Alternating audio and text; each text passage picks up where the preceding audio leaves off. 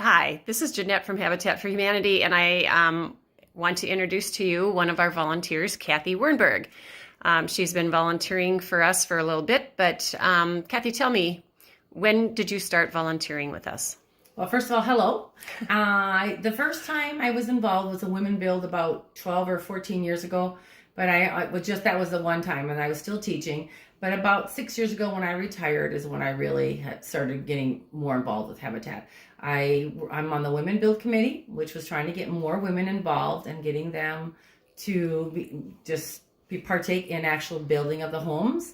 And then we also fundraised, and we had helpers help us with projects for the Women Build, just fundraising ideas. And then we were on the committee that helped actually think of the ideas.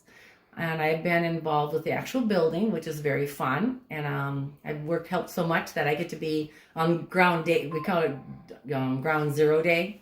And we're doing all the prep work before the volunteers come.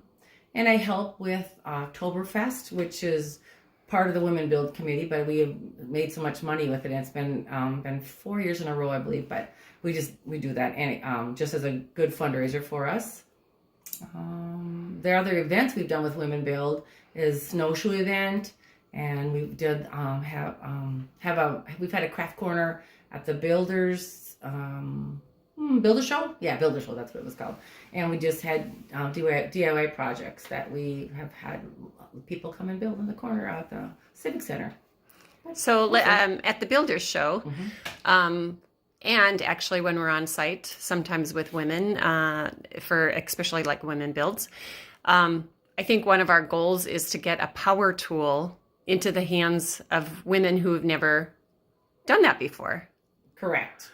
And a lot of women say they don't even know how to hold a hammer. And I know you and I both are always correcting them to put the hammer at the end hold the hammer at the end of the hammer to get more power. But a lot of women have never even done that. So yes, when we show them a drill, like when we're in craft corner, because we don't usually power tools on the build sites, but when we do it at the craft corners, they hadn't even held a drill before. So that's kind of fun to let them drill their own little hole for something, whatever we're working on. Right. So some of the other things that we do with Women Build are our tree sales and we had a snowshoe event, which kind of fell off here. But Kathy, again, has been involved in all of that, such things like that. We've actually even had the DIY where we've had projects in our restore, and we've made things for our restore. And Kathy is in charge of all of that. That's basically like herding cats. Right. 35 women making butterflies from fan blades and spindles from railings. 35 women together. It's 20 women one shot. But it was fun. We had some great projects done when we got to the end of it. But it's been fun, yes. So let's talk about construction a little bit. So you were talking about our day zero. What do we do on that day zero? This is before all the volunteers step on site. We have a lot of organization that we need to do. And because, again, not in times of COVID, but a lot of times when our first day, we have 25 people there. So what do you do on day zero? I make headers. I make the headers for the door frames and the windows.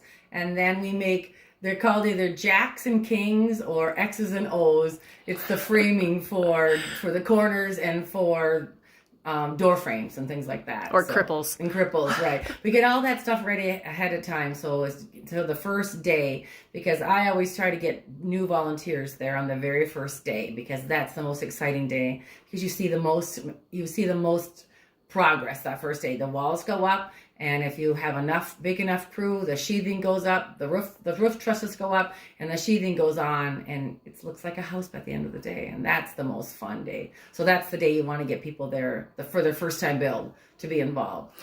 So we do all that prep work ahead of time. So speaking of people that you've gotten on site, your husband's retired now. He is. And I only got him there for one house so far, but no. 2 houses. Oh, 2 houses? Okay. Yeah. But he liked it, and it was very fun, but he's just like she said, recently retired, so he's been building in the garage, and now it's been Christmas time, so he loves to take scraps and junk from our garage and build it into something. So he built this little birdhouse right there just from leftover wood. So Yeah, he'll help again more in the springtime again. She's being modest. She's also had other volunteers that she's recruited Oh. for us, so Oh. lots of volunteers, and we appreciate that. One other place that she didn't really tap on too much is she's also involved in our dinner committee.